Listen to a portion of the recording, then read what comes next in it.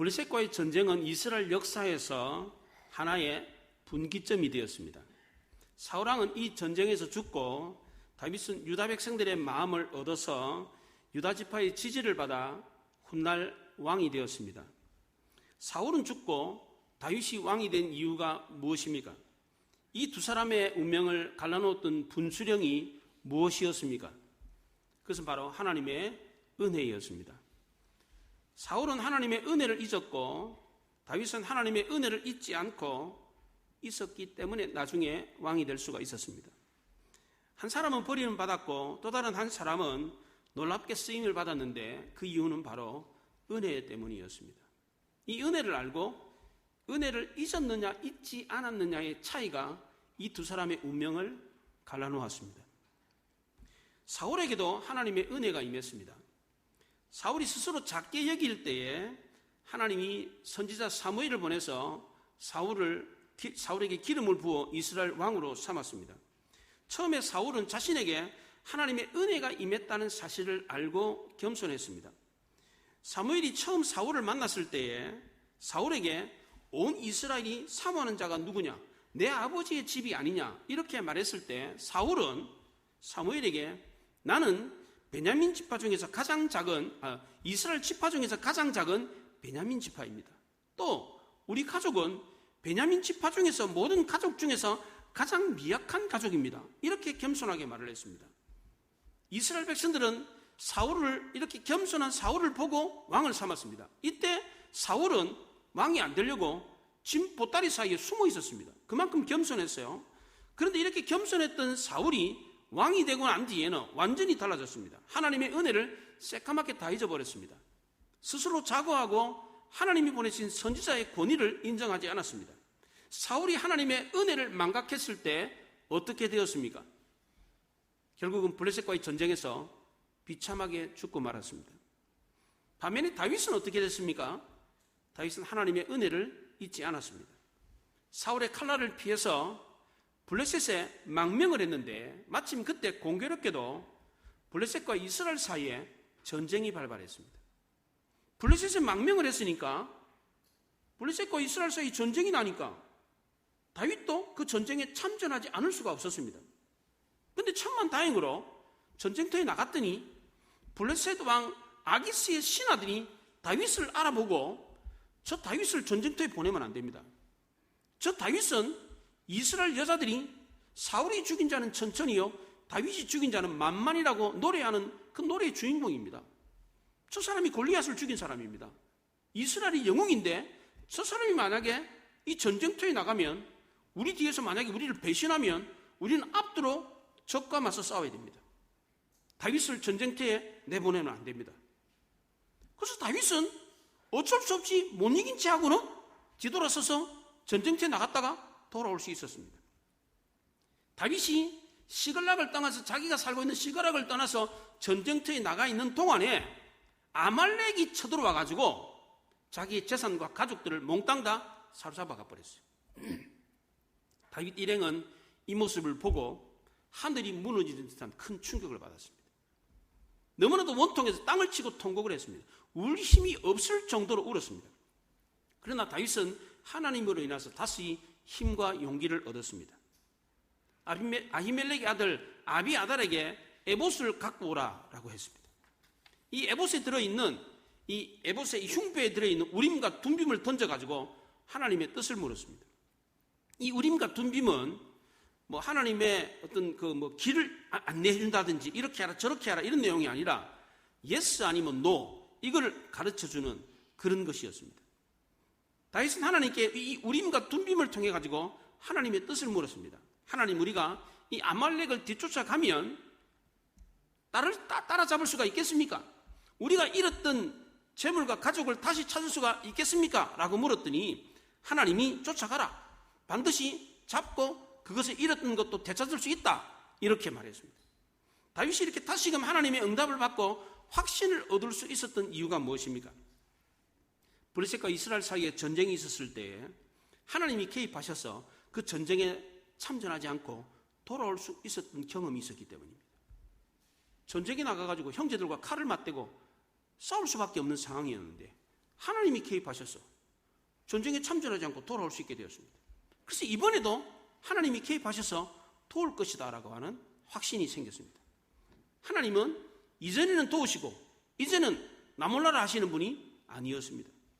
다윗은 비록 지금 아주 궁급한 가운데 있었지만, 앞뒤가 꽉 막힌 상황이었지만 하나님에 대한 신뢰를 잃지 않았습니다.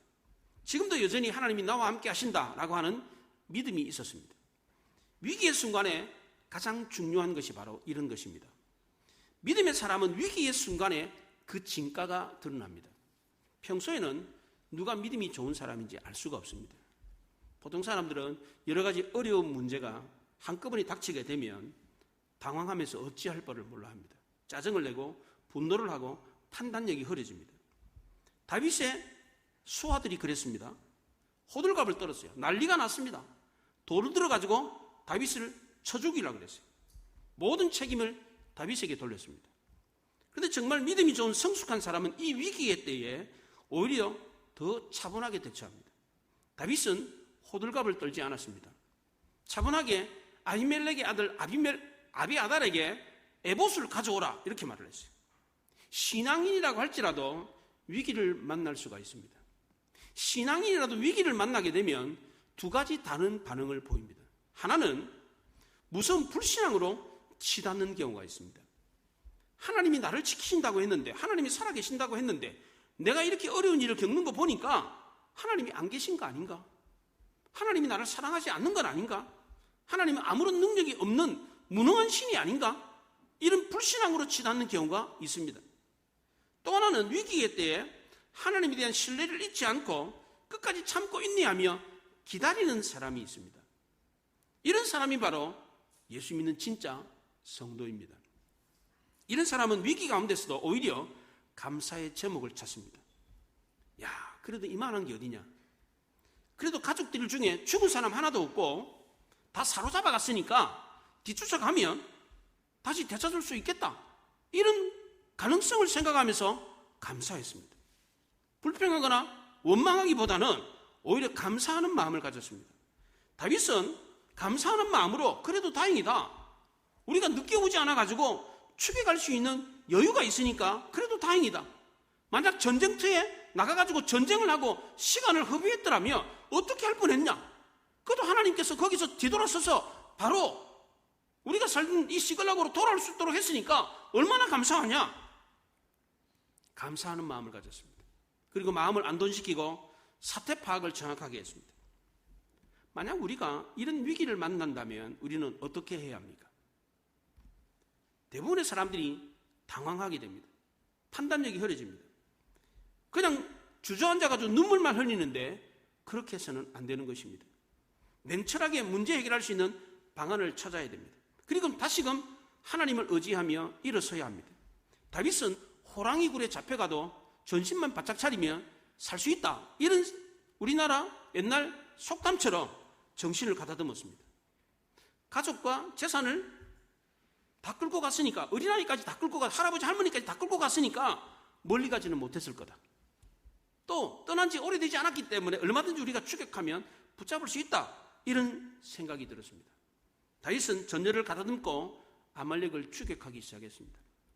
그래서 결국 아말렉을 따라잡았고 잃었던 재물과 가족을 되찾아올 수 있었습니다. 우리는 다윗이 위기를 극복하고 문제를 해결하는 이것을 보면서 교훈을 얻을 수 있어야 합니다. 우리도 다윗과 같은 다급한 문제를 만났을 때에 다윗처럼 하면 위기를 극복하고 문제를 해결할 수 있습니다. 그러므로 다윗이 아말렉을 추격하는 과정을 세밀하게 살펴볼 필요가 있습니다. 다윗이 아말렉을 추격하는 과정 가운데 어떻게 했습니까? 첫째는 아무리 급해도 에봇을 가져오라. 그래서 하나님의 뜻을 물었습니다. 하나님, 우리가 추격해가면 아말렉을 따라잡을 수 있겠습니까? 잃었던 것을 되찾을 수 있겠습니까? 라고 물었더니 하나님이 반드시 따라잡을 거고 되찾을 수 있다. 이렇게 말을 했습니다. 이런 확신을 가지고 다윗은 600명과 함께 아말렉을 추격해 가기 시작했습니다. 시글락에서 24km 떨어진 부솔 시내에서 낙오자가 생겼습니다. 얼마나 쉬지 않고 막 열심히 달렸던지 24km 정도 뛰어 달려갔는데 부솔 시내를 건너지 못하는 낙오자가 생겼습니다. 이 부솔 시내는 이 와디라고 하는 곳입니다. 와디. 평소에는 마른 땅인데 비가 오면 막 강물이 막 넘쳐가지고 흘러가는 물길입니다. 이 물길이 와디인데 이 물길을 건너지 못하는 사람이지. 만약 물이 막 세게 흐르면 힘이 약한 사람 떠내려가니까 건너지 못하는 사람들이 있었어요. 다윗은 신속하게 사태를 파악하고 뒤처진 이 200명을 부솔 시내에 남겨둔 채로 추격을 시작했습니다. 다윗은 일보다는 사람을 중요시 여겼습니다. 그렇다고 일을 포기했느냐? 그렇지 않습니다. 함께 가지 못하는 200명을 남겨두고 400명과 함께 계속해서 추격해 나갔습니다. 지금 다윗에게 중요한 것은 사람의 많고 적음이 아니었습니다. 시간의 문제였습니다. 얼마나 빨리 추격해야 잃었던 것을 되찾을 수 있느냐, 이것이었습니다. 또 하나 지금 중요한 것은 내 힘이 아니라 하나님의 힘이라는 겁니다. 하나님이 기회를 주셨을 때 이 기회를 놓치지 않으려면 지체해서는 안 되었습니다. 모든 것이 다 준비되어야만이 하겠다라고 버텼다면 다윗은 하나님이 주신 기회를 놓쳤을 것입니다. 우리가 어떤 일을 할 때 모든 것을 다 갖추고 준비가 완벽하게 되었을 때 하는 경우도 있지만 준비를 다 갖추지 못했는데도 일을 해야 되는 경우가 있습니다. 지금 다윗의 경우가 그랬습니다. 모든 것을 다 갖추고 하나님이 하라는 일을 한 게 아니었습니다. 부족한 점이 있었습니다. 그래도 일을 시작해야만 했습니다. 이 부족하고 미비된 부분은 하나님께 맡겨야만 했습니다. 솔로몬이 성전을 지을 때도 역시 마찬가지였습니다. 아버지 다윗이 준비를 했지만 그 준비가 완벽한 게 아니었습니다. 미비된 가운데 성전 건축을 시작했고 그 미비된 부분은 성전 건축을 하는 과정 가운데 채울 수가 있었습니다. 솔로몬도 성전을 지을 때 다 준비하고 성전을 지은 게 아니었습니다. 우리가 어떤 일을 할 때도 마찬가지입니다. 물론 모든 것을 다 갖추고 완벽하게 준비하고 일을 시작하면 좀 좋겠습니까? 그러나 그렇지 못한 경우도 있다는 것입니다. 예를 들면 성가대 같은 경우에 그렇잖아요. 지휘자가 연습을 시키지만 완벽하지 않은 경우가 있잖아요. 준비가 안 됐다고 예배 시간이 됐는데 계속해서 연습할 수 있어요? 시간 됐는데 올라와야 되잖아요. 그렇잖아요. 준비가 좀 덜 돼도 파트 연습이 좀 덜 돼도 와가지고 강단에 올라와가지고 찬양을 해야죠. 이런 경우에 부족한 부분은 어떡합니까? 하나님께 맡겨야죠. 내가 다 한다고 해서 내가 완벽하게 한다고 해서 완벽하게 되는 것도 아니에요. 물론 완벽하게 준비하고 완벽하게 연습을 해야 할 필요가 있지만 우리가 아무리 완벽하게 한다고 할지라도 미비된 부분이 있을 수밖에 없는 것입니다. 이런 부분은 하나님께 맡겨야죠. 우리는 완벽하지 않기 때문에 늘 하나님을 의지하고 늘 겸손할 수밖에 없는 것입니다. 다윗의 경우도 마찬가지였습니다. 자기가 모든 것을 다 준비하고 다 할 수가 없었습니다. 모든 것을 다 갖추고 지금 아말렉을 추격한 게 아니었습니다. 길 안내자도 없었습니다. 어디로 가야 될지 알 수가 없었습니다. 그렇다고 다윗이 마냥 방황하기만 했느냐? 그렇지 않습니다. 세 번째로 다윗은 사소한 만남도 소중하게 여겼습니다. 아말렉을 추격하는 과정 가운데 길가에 쓰러져 있는 한 소년을 만났습니다. 지금 다윗은 한시가 급합니다. 누구를 돕거나 지체할 시간이 없습니다. 그런데도 다윗은 길에 쓰러져 가지고 죽어가는 이 한 소년을 외면할 수가 없었습니다. 열병을 앓고 사흘 동안이나 아무것도 먹지 못하고 사경을 헤매고 있는 이 아이를 그냥 지나치지 못하고 먹을 것을 주었습니다. 남들이 힘들고 어려운 모습을 그냥 지나치지 않았습니다. 다 죽어가는 소년을 살렸습니다.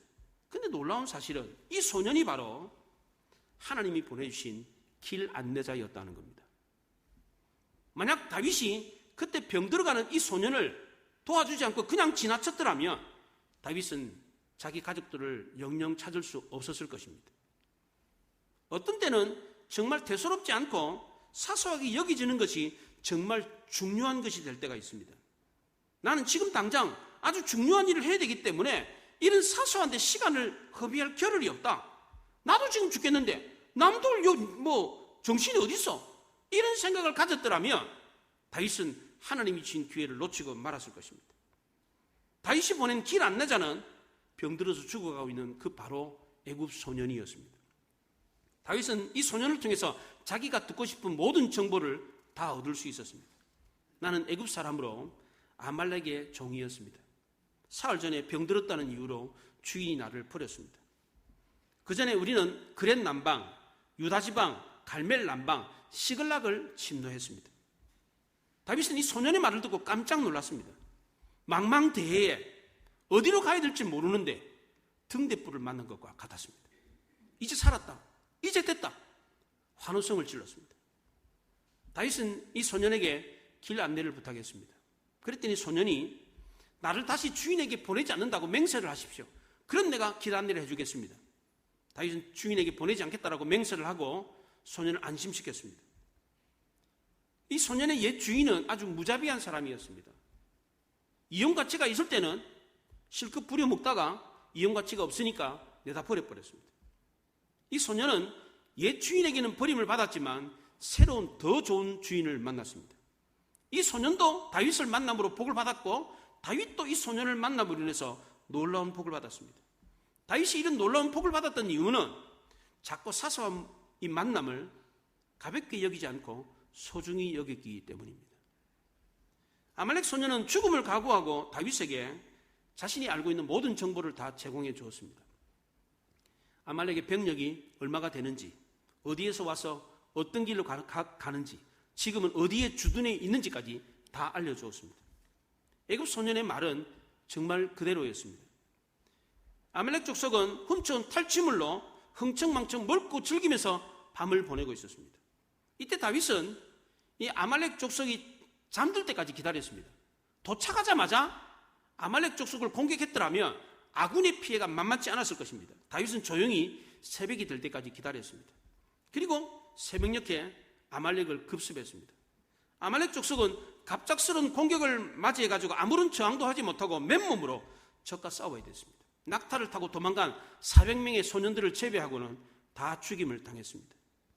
다윗은 대성을 거두었고 잃었던 재물과 재산을, 그 가족을 다 다시 되찾을 수가 있었습니다. 이뿐만 아니라 그동안 아말렉 족속 이곳저곳을 다니면서 빼앗았던 그 전리품을 몽땅 다 얻게 되었습니다. 다윗은 하루아침에 부자가 됐습니다. 사람이 부자가 되면 욕심이 없어집니까? 그렇습니까? 그렇지 않습니다. 오히려 욕심이 더 많아집니다. 있는 사람이 더하다, 뭐 그런 말 하잖아요. 정말 그렇습니다. 있는 사람이 욕심을 더 부립니다. 상식적으로 생각할 때는 가난한 사람이 없으니까 욕심을 부릴 것 같은데 그렇지가 않습니다. 없을 때는 없는 것으로 만족합니다. 근데 많이 있잖아요. 그러면 욕심을 더 많이 부립니다. 남이 나에게 빌붙으면 어떡하나, 가난한 가족들이나 이웃들이 나한테 빌붙어가지고 뭘 달라 그러면 어떡하나, 내가 가진 거 빼앗아가면 어떡하나, 이런 염려가 들어가지고 인간 관련 관계가 달라집니다. 사람을 오히려 더 경계하고 피합니다. 다윗 일행들도 마찬가지였습니다. 가진 것이 많아지니까 오히려 욕심이 더 많아졌습니다. 그렇게 많은 것을 얻었음에도 불구하고 나누어 주기는커녕 자기들이 다 가지려고 그랬어요.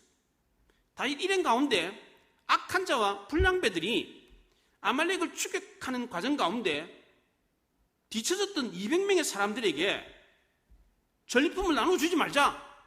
이 사람들은 오히려 가족들만 보내주고 우리 무리를 떠나게 하자, 이렇게 말했어요. 왜 이렇게 말했습니까?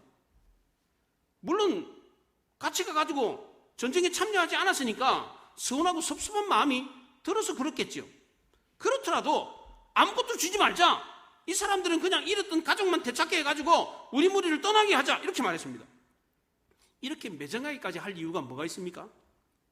다윗 일행 중에 악한 자와 불량배들이 이렇게 매정하게 200명들에게 전리품을 나눠주지 말자, 이렇게 말했던 이유가 뭡니까? 욕심 때문이었습니다.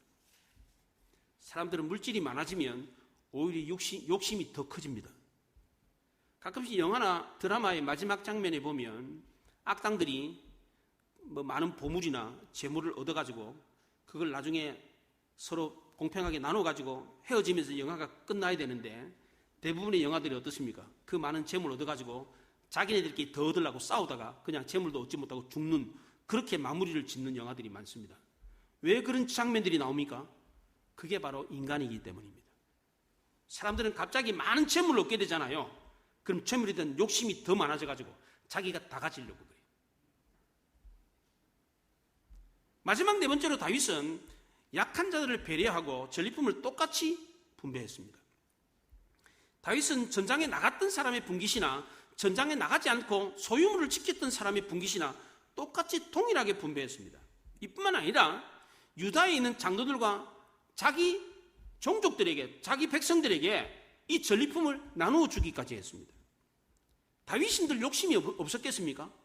다윗도 똑같은 인간이었습니다. 그런데도 다윗이 욕심을 부리지 않고 자기가 얻었던 이 막대한 재물을 다른 사람에게 나눠줄 수 있었던 이유가 뭡니까? 그것은 바로 하나님의 은혜를 알았기 때문입니다. 23절에 보면 다윗이 이르되 나의 형제들아 여호와께서 우리를 보호하시고 우리를 치러 온 그 군대를 우리 손에 넘기셨은즉 그가 우리에게 주신 것을 너희가 이같이 못하리라 그랬어요. 다윗이 아말렉을 추격해서 따라잡고 그들을 격파할 수 있었던 것도 다 하나님의 은혜 때문이었습니다. 다윗은 그 은혜가 아니었으면 잃었던 것을 되찾을 수가 없었습니다. 다윗은 자기 힘으로 이와 같은 일을 했다라고 생각하지를 않았습니다. 다윗 일행들도 다윗의 말이 맞았기 때문에 더 이상 반기를 들 수가 없었습니다. 공평하게 나누자라고 했을 때 더 이상 불만을 토로할 수가 없었습니다. 우리가 무슨 일을 할 때도 그렇습니다. 전면에 나서서 일하는 사람이 있는가 하면 뒤에서 도와주는 사람이 있습니다. 축구가 그렇잖아요. 축구는 공격수만을 가지고 축구를 할 수가 없습니다. 그렇잖아요. 뒤에서 떠받쳐주고 든든하게 수비해주는 수비수가 있기 때문에 공격수가 하프라인 넘어가가지고 넘나들면서 마음껏 공격을 할 수가 있는 것입니다. 앞에서 일하는 사람이 있는가 하면 뒤에서 떠받쳐주는 사람도 있어야 되는 겁니다. 물론 앞에서 일하는 사람이 더 많이 수고하고 더 고생을 하긴 하죠. 그러나 뒤에서 떠받쳐주는 사람이 없으면 그 일도 할 수가 없는 것입니다. 선교도 마찬가지입니다. 앞서서 선교 1선에서 선교사로 일하는 사람이 있는가 하면 뒤에서 물질과 기도로 후원해주는 사람이 있어야만이 선교사가 선교지에서 그 일을 할 수가 있는 것입니다. 다윗은 선두에서 큰 일을 행하는 사람에게만 공을 돌리지 않았습니다. 뒤에서 짐을 맡았던 200명에도 똑같이 전리품을 나누어 주면서 그들의 공을 치하해 주었습니다. 전리품을 나누어 가졌던 이 200명은 성경에 보면 아무 말도 하지 않았습니다. 성경 어디에도 이 사람들이 무슨 말을 했다 이게 없습니다. 왜냐하면 이 사람들은 은혜를 입은 쪽이었기 때문입니다. 은혜를 입은 자가 무슨 말을 하겠어요? 우리도 할 만큼 했다. 우리도 너희들까지 추격해가지고 부솔 시내까지 같이 따라갔잖아. 그리고 너희들이 무거운 그 짐 우리가 맡아줬잖아. 너희들만큼은 아니더라도 우리도 할 만큼 했으니까 우리에게도 공이 있다. 인정해달라. 이렇게 말을 했습니까? 그렇지 않습니다. 묵묵부답이었습니다. 만약 이때 이런 상황에서 다윗마저 강자의 편을 들었더라면 이 나머지 200명들은 정말 낙오자가 되고 말았을 겁니다. 다윗의 무리를 떠나고 말았을 겁니다. 만약 다윗이 후방에 남아있는 이 사람들에게 전리품을 나눠주지 않았더라면 이 사람들은 나중에 다윗을 지도자로 인정하지 않았을 겁니다. 다윗은 편애하는 사람이다. 강한 사람, 잘난 사람, 유력한 사람만 좋아한다. 우리같이 연약한 사람들은 안중에도 없다. 이런 마음을 가지고 다윗을 떠났을 것입니다. 이솝우화에 사자와 쥐라고 하는 제목의 이야기가 있습니다. 어느 날 쥐가 길을 지나가다가 잠자는 사자의 꼬리를 밟았습니다. 잠에서 깨어난 사자가 쥐를 붙잡고서 호통을 쳤습니다. 감히 백수의 왕인 사자의 잠을 깨우다니 이 괘씸한 놈. 잡아먹으려고 그러는데 이때 쥐가 두 손을 싹싹 빌면서 용서를 구했습니다. 한 번만 살려주십시오. 사자님도 제 도움을 받을 때가 있을 것입니다. 그때 제가 반드시 사자님의 은혜를 갚겠습니다. 그랬더니 사자가 껄껄껄 웃으면서 너 같은 작은 생쥐가 나를 돕는다고? 이 맹랑한 놈아. 그런 일은 절대로 없을 거야. 그래서 배가 불렀던 사자가 생쥐를 놓아주었습니다. 그런데 며칠 이후에 그렇게 큰 소리 쳤던 사자가 사냥꾼이 놓았던 덫에 걸려서 죽게 되었습니다. 이때 사자를 살려줬던 생쥐가 나타나가지고 날카로운 이빨로 사자가 갇힌 그 그물을 끊어주었습니다. 사자는 눈물을 흘리면서 생쥐에게 고맙다고 인사를 했습니다. 다윗은 연약한 자를 가볍게 여기지 않았습니다.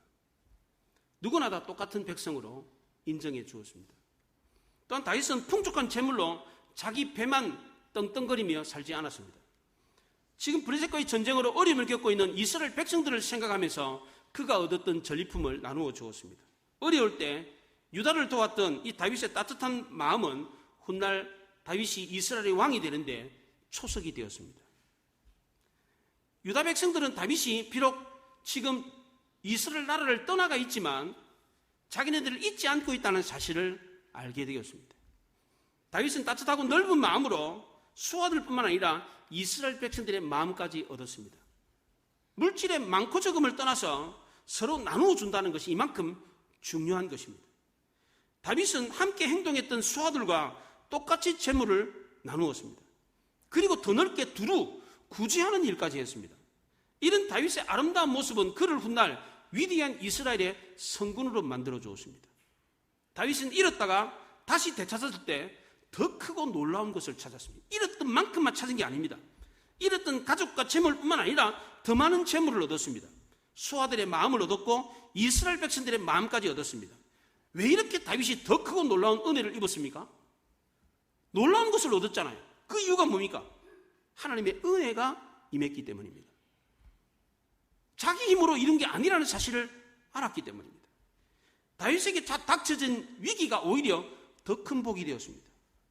다윗은 전화위복을 경험했습니다. 인생 역전을 경험했습니다. 그 이유가 뭡니까?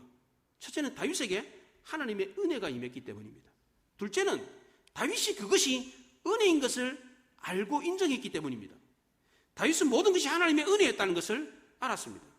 블레셋과 이스라엘 사이에 전쟁이 있었을 때 전쟁에 참전했다가 싸우지 않고 돌아서서 그 블레셋 신하들이 반대함으로 전쟁에 참전하지 않고 돌아왔던 것도 하나님의 은혜였습니다.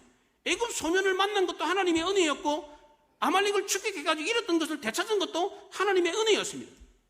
다윗은 이 모든 것이 하나님의 은혜였다는 것을 알았기 때문에 그 모든 전리품을 자기 것이라고 생각하지 않았습니다.